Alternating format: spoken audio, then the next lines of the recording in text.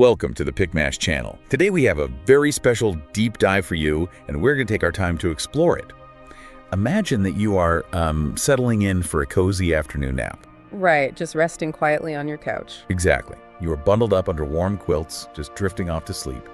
And then suddenly, a 4.5 billion-year-old rock from the dawn of the solar system crashes through your ceiling and strikes you. It really sounds like a bizarre science fiction story, does it not? But that is exactly what happened to 34-year-old Ann Hodges. This was on November 30th, 1954, in Sylacauga, Alabama. Wow, Alabama. Yes, and she became the very first documented human being in history to be struck by a meteorite. That is just incredible. But you know, what is wild here is not just the astronomical unlikelihood of getting hit by space debris. It is the absolute chaos that followed. Oh, absolutely. We are talking about Cold War paranoia, a bitter legal battle over space property, and a stark lesson in how surviving a miracle can, well, actually ruin your life. How do people even process an event so bizarre? It feels like a violent home invasion from outer space. That is a great way to put it. To understand the sheer physics of this event, we have to look at the strike itself very closely. This was not a tiny pebble. It was an 8.5-pound, 7-inch chunk of solid black rock. Which really begs the question, how did she survive that? I mean, if a heavy rock falls from orbit, should it not have the kinetic energy of an artillery shell? Well, yes, it would have if it had not fragmented. As the meteorite hit the Earth's atmosphere, it broke into at least 3 separate pieces. Oh, I see. Right. That fragmentation, combined with the drag of the atmosphere, slowed it down significantly to its terminal velocity. But even then, it punched right through her roof. It ricocheted off a large wooden radio, which absorbed a massive amount of the energy before slamming into her thigh, leaving her with that famous, massive, pineapple-shaped bruise. We can actually see that in the source photographs, along with the ragged hole in her ceiling. But in that split second, nobody in that house knew about space rocks. No, of course not. Anne woke up in terrible pain and just assumed that the local children had thrown a grapefruit-sized rock through her window. Right. That is a much more logical conclusion for a person to make. Exactly. And her mother, who was also in the house, saw all the soot and dust.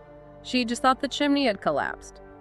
Meanwhile, outside, the neighbors had seen a massive fireball and a brownish cloud. Which must have been truly terrifying in 1954. Very terrifying. Because they were right in the thick of the Cold War, the immediate fear was that a Soviet aircraft had crashed. Oh, wow.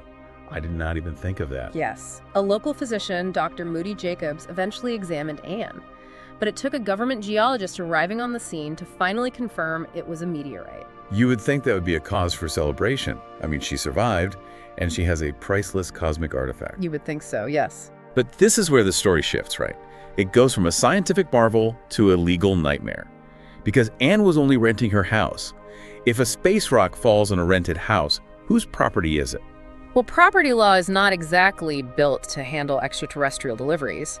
Her landlord, Birdie Guy, immediately hired a lawyer. She claimed the rock belonged to her because it fell on her real estate. I really have to push back on the landlord's logic there. I mean, it fell from the sky. It did not grow out of the soil. That is a very fair point. But before they could even fight that out in court, the military stepped in. We have this striking photograph in the sources showing Anne's attorney, a military general, and a representative. And the attorney is holding this chunky, dark rock. Right. The Air Force swooped in and confiscated it. Yes, they did. They had to rule out the possibility that this was some kind of Soviet satellite debris or a weapon. By the time the government finally concluded it was just a space rock and returned it to Anne, over an entire year had passed. And in the 1950s news cycle, a year might as well be a century. When the strike first happened, Anne was receiving offers of up to $5,000 for the meteorite. Which is a huge amount of money back then. Exactly. But a year later, the public had completely moved on, and those offers just vanished. The market completely evaporated. And to keep the rock, Anne actually had to pay her landlord $500 in a legal settlement. That is so unfair. It really is. Without those massive offers, she could not afford to capitalize on her strike. She eventually sold the meteorite for a mere $25. Which is a heartbreaking contrast to her neighbor, Julius K. McKinney. The day after Anne's strike, this local farmer was just walking down a dirt road, and he spotted a second fragment of the exact same meteorite. And he handled it brilliantly. He had no landlord disputes and no military confiscation. Wow, really? Yes, he quietly sold his fragment to the Smithsonian Institution. He made enough money to buy a small farm and a used car. So Julius gets real estate and a vehicle, and Anne gets a massive bruise, legal debt, and relentless stress. Exactly. The psychological toll on Anne was devastating.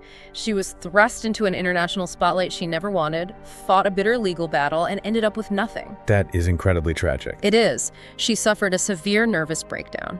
Her marriage collapsed in 1964, and she tragically passed away in a nursing home at the age of 52. It really makes you rethink the entire concept of luck. It leaves us with an incredibly profound question to ponder. Does surviving an incredibly rare astronomical anomaly make you the luckiest person in history? Or did the resulting chaos prove that Anne was actually the unluckiest? Thank you for listening. Make sure to subscribe to the PicMash channel.